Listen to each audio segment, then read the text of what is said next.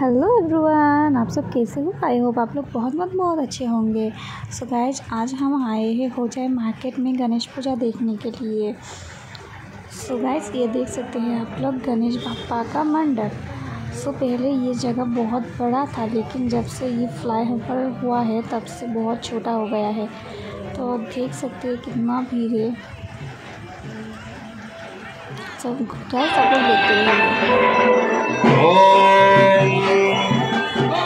जय गणेश जय गणेश जय गणेश देवा।